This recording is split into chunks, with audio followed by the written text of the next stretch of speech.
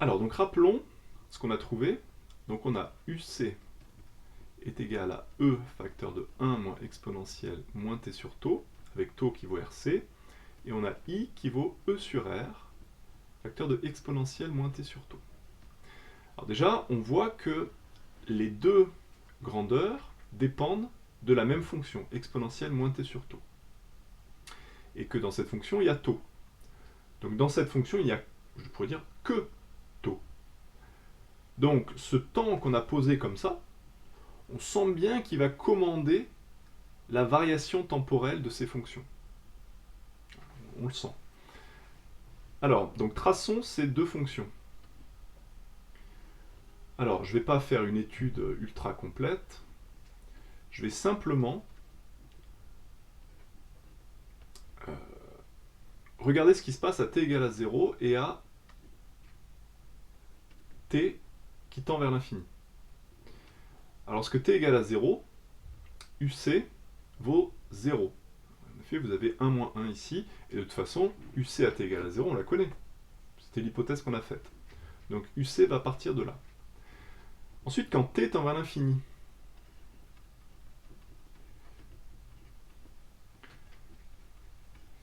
eh bien, l'exponentielle, quand ça tend vers plus l'infini, tend vers plus l'infini, mais attention, ici, du coup, ce qui est dans l'exponentielle va tendre vers moins l'infini. Et du coup, exponentielle de moins l'infini, ça tend vers 0. Du coup, la limite, ça va être 1 moins 0, donc ça va être E. Enfin, là, dans la parenthèse, 1 moins 0, donc ça va être E. Du coup, ici, vous avez une limite qui est une asymptote horizontale. Donc ça va être important pour la signification parce que c'est une limite. Donc ça ne va jamais atteindre E, mais ça va s'en rapprocher de plus en plus. Du coup, on peut anticiper le fait que eh bien, la fonction UC, elle va venir de plus en plus se coller à l'asymptote. Donc on peut dire que la fin de la courbe, elle va être comme ça. Elle va venir coller de plus en plus. Donc on a le point de départ, on a comment ça se comporte vers la fin, et donc ensuite, on ne va pas imaginer un truc trop compliqué. Alors il faudrait faire l'étude de la dérivée, dérivée seconde, tout ça. Bon, ici c'est monotone, et en plus, la dérivée seconde ne s'annule pas. Donc bon, vous pouvez le vérifier si vous voulez, mais voilà, c'est assez naturel, ça tend vers cette valeur, ça part à 0, donc ça va faire un truc comme ça. Donc vous pouvez continuer si vous voulez faire une étude plus complète, mais nous, ça va nous suffire. Voilà, donc on a quelque chose qui commence à 0 et puis qui va augmenter jusqu'à venir se coller au fur et à mesure à son asymptote horizontale. Alors ensuite pour I, quand je fais I à t égale à 0, eh bien, donc l'exponentielle vaut 1, donc ça vaut E sur R. Alors ça c'est un truc qui est très bizarre parce que, je ne l'ai peut-être pas assez dit dans la précédente vidéo, mais donc on allume à t égale à 0. Donc ça veut dire qu'avant t égale à 0, l'intensité elle est nulle. Alors qu'à t égale à 0, eh bien ça vaut E sur R. Donc on a ici eh bien, un exemple de fonction qui est discontinue. Puisque à t égale à 0, ça ne vaut pas la même chose à gauche et à droite. Donc en fait, si j'étais rigoureux, il faudrait que je dise 0 plus. Parce que du coup, à t égale à 0, c'est pas vraiment défini, parce que on ne sait pas trop. Alors on va en reparler de ça. Donc E sur R ici. Et ensuite, la limite de I quand t tend à l'infini. Donc l'exponentielle tend vers 0, donc l'ensemble tend vers 0, mais à nouveau, ça va être une asymptote horizontale. Donc on a une fonction qui va venir comme ça, hop. Voilà. J'ai un tout petit peu raté. Bon, voilà l'idée. Alors, donc qu'est-ce qu'on peut dire physiquement?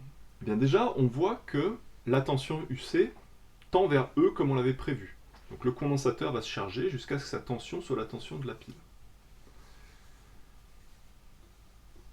Et ça ne dépend pas de R. Donc ça veut dire que R, physiquement, tout ce qu'elle va faire, c'est qu'elle va potentiellement freiner les charges qui viennent sur le condensateur, mais elles ne vont pas les empêcher. Bon, c'est assez logique. Ensuite, l'intensité, eh bien, on voit qu'elle est max à t égale à 0. Ça veut dire qu'au départ, lorsque le condensateur n'est pas chargé, lorsqu'il n'y a personne sur les plaques, eh bien, les charges vont vite arriver au départ. Alors pourquoi ensuite ça ralentit? Pourquoi l'intensité devient de plus en plus faible?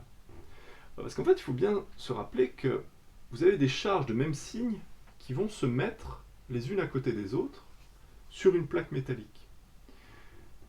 Du coup, une mauvaise analogie, mais ça serait de dire que y a de moins en moins de place sur la plaque, donc c'est de plus en plus difficile de venir s'y mettre. Et donc forcément, ça freine. Imaginez, vous avez une... c'est un peu un rêve en ce moment, mais vous avez un concert, vous avez toute une rangée de places, vous avez une tribune avec plein de places, donc au début, il y a toutes les places qui sont vides, donc si vous avez la marée humaine de spectateurs qui arrivent, tout le monde va pouvoir se placer rapidement parce que, eh bien, il y a un nombre infini de places, enfin pas infini, mais voilà, il y a un grand nombre de places.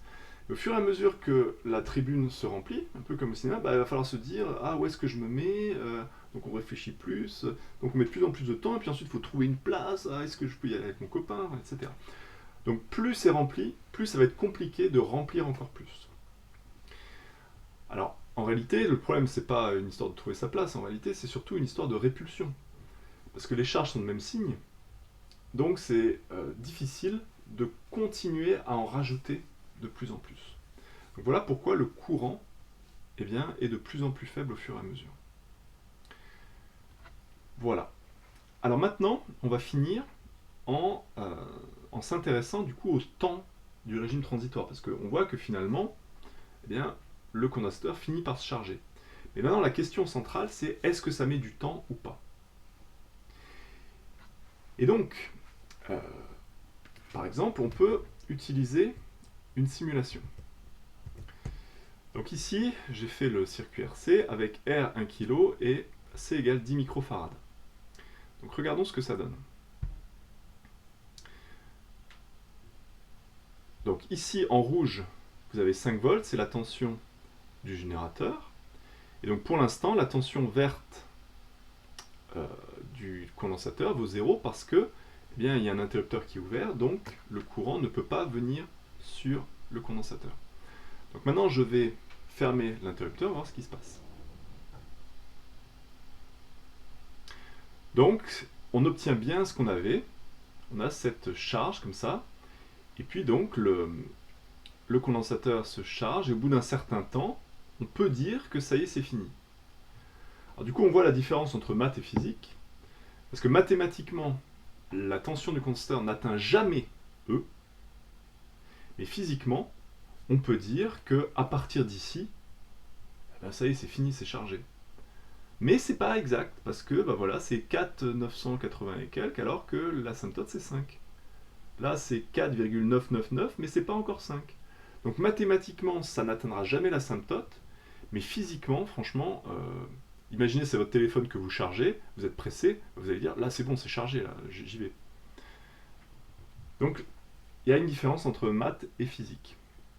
Voilà, donc pour l'instant, cette simulation ne fait que corroborer ce qu'on a déterminé théoriquement. Alors je pourrais également tracer l'intensité. Donc tout ça, je vous invite à le refaire par vous-même.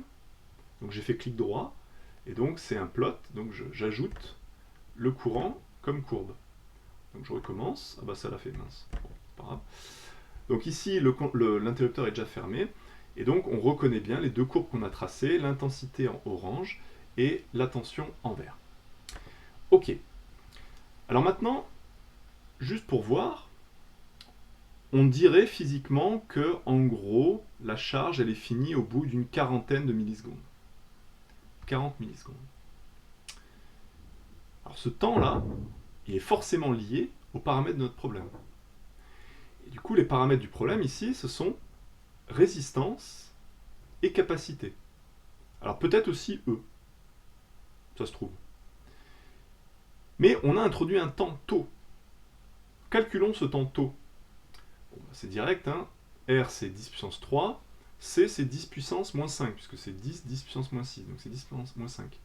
Donc quand vous faites R fois C pour calculer taux, 10 moins 3 fois 10 moins 5, 10 puissance 3 pardon, fois 10 puissance moins 5, ça fait 10 puissance 2. Moins 2, n'importe quoi, moins 2. C'est-à-dire 10 millisecondes. Ah tiens, c'est du même ordre de grandeur, là j'ai 40 millisecondes. Et je trouve taux égal 10 millisecondes. Donc ce que je vais faire maintenant, c'est que je vais changer la valeur d'un des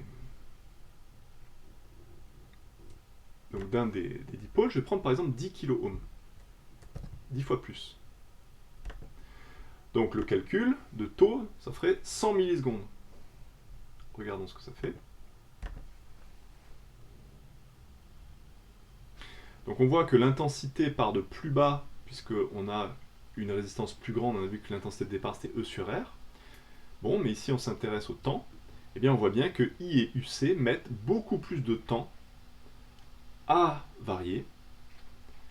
Voilà, ça met du temps, ça met du temps, ça met du temps. Bon, je vais un peu plus vite. Là, on peut toujours pas dire qu'on a fini. Bon, là, on va pouvoir dire peut-être à peu près. Et du coup, là, l'ordre de grandeur, c'est 300 et quelques millisecondes. Je peux dire que ma charge est finie au bout de 300 et quelques millisecondes. Ah, tiens, mon temps taux, c'était 100 millisecondes. Donc, on voit bien que le temps de charge eh bien, est lié directement à taux. On a un taux ici qui est 10 fois supérieur à ce qu'on avait juste avant, et on a un temps de charge, on va dire, physique, qui est lui aussi 10 fois supérieur. Donc, taux n'est pas le temps de charge. Parce que de toute façon, c'est dur à... Enfin, il faut le définir, ce temps de charge, puisque ça n'atteindra jamais l'asymptote. Mais en tout cas, ce qui est fondamental, c'est de remarquer que taux, eh bien, c'est l'ordre de grandeur de la charge. C'est ce qui donne l'ordre de grandeur, la puissance de 10. C'est pas exactement le temps de charge, puisque voilà, il faut le définir. Mais en tout cas, on peut dire qu'au bout de quelques taux, eh bien, ça y est, la charge physiquement est finie. Ça ne sert à rien de continuer. Donc c'est pour ça que taux, eh bien, on va pouvoir l'appeler eh bien, temps caractéristique de la charge.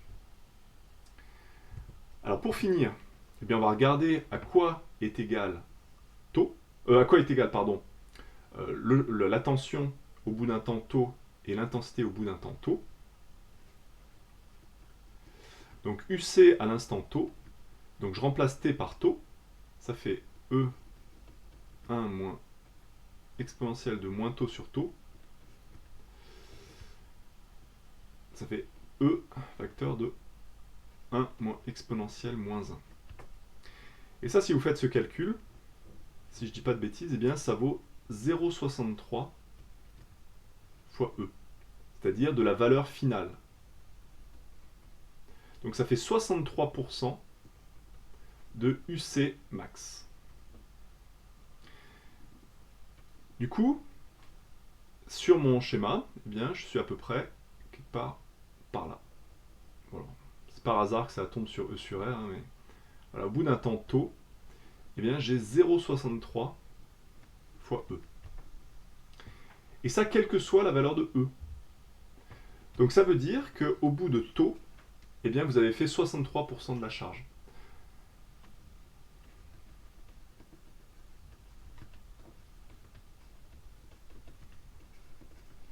Donc, on peut désormais l'écrire de manière solennelle. Taux, eh bien, un temps caractéristique de la charge. C'est pas le temps caractéristique, parce qu'il y en a une infinité de temps caractéristiques. C'est un temps caractéristique. Donc en posant taux égale R fois C, donc juste par analyse dimensionnelle, et bien finalement on obtient un temps qui donne l'ordre de grandeur de la charge. Alors on peut regarder ce que ça donne pour l'intensité. Si on fait I à T égale taux, et bien ça fait E sur R exponentielle de moins 1. Et du coup ça va faire, si je ne dis pas de bêtises, 0,37 fois E sur R. C'est-à-dire 37% du I de départ. Donc c'est à peu près cohérent, bon, alors, à la grande précision de mon graphique. C'est pas 37%. Voilà, donc à l'instant taux, on a également 37% de E sur R. Donc il reste encore 37% de l'intensité de départ. Donc là aussi, hein, l'intensité, elle démarre à E sur R, elle va jusqu'à 0, et on voit qu'au bout de taux, on est à 37%. Donc on voit qu'on a fait un grand pas, on va dire, dans la charge. Et donc là aussi, pour l'intensité, on voit bien que taux est un temps caractéristique. Voilà, du coup, quand vous avez un circuit RC, eh bien, sans même déterminer les quadifs, tout ça, eh bien, vous pouvez calculer R fois C, parce que ça vous donnera physiquement eh bien, le temps caractéristique de la charge. Et ça sera vrai même si le condensateur n'est pas complètement déchargé au départ. Ça n'aura pas exactement la même signification, mais en termes d'ordre de grandeur, ça sera bon. Si vous trouvez taux de l'ordre de milliseconde, bah vous savez que votre charge elle va durer quelques millisecondes. Si vous trouvez taux de l'ordre de la minute, bah vous savez que ça va prendre quelques minutes, etc. etc. Alors juste pour finir, parce que j'en ai parlé rapidement, on voit que la tension, elle est continue, puisqu'elle vaut 0, et puis elle continue à t égale à 0 qui vaut 0, etc. Alors que I est discontinu. Alors vous pourriez vous demander, ouais, mais pourquoi U est continu alors que I est discontinu? C'est important parce qu'on est parti de UC à t égale à 0 égale à 0, donc en fait on a fait l'hypothèse, au début on l'a mis sous le tapis, mais on a fait l'hypothèse que UC était une fonction continue. Donc ça pourrait se démontrer, ce n'est plus au programme, donc je vous demande juste de l'accepter. UC est une fonction qui est forcément continue. Alors physiquement, c'est parce que UC c'est Q, Q sur C, donc du coup, vous ne pouvez pas avoir instantanément vous ne pouvez pas avoir l'état, il n'y a pas de charge, et puis tout d'un coup, hop, il y a plein de charges. Il faut que les charges, elles aient le temps pour venir sur le condensateur. Donc c'est pour ça que UC est forcément une fonction continue. Alors que I ça représente le débit. Alors, pourquoi I pourrait être discontinu? Alors que c'est un débit. Les charges ne peuvent pas passer de mouvement moyen 0 et tout d'un coup un mouvement. Parce qu'il faut une certaine... Il y a une inertie. Alors, en fait, c'est physiquement pas possible que I soit également une fonction discontinue. Alors ça, on en reparlera d'ici une semaine. En fait, c'est parce que, eh bien, on met quelque chose sous le tapis. Mais pour l'instant, je n'en parle pas. Donc physiquement, toutes les fonctions devraient être continues. Mais il se trouve que ici, on appuie plus sur la tension du condensateur, donc c'est la tension du condensateur qui est continue. Voilà donc pour cette vidéo, donc voilà pour le régime transitoire dans une branche contenant un condensateur qui se charge.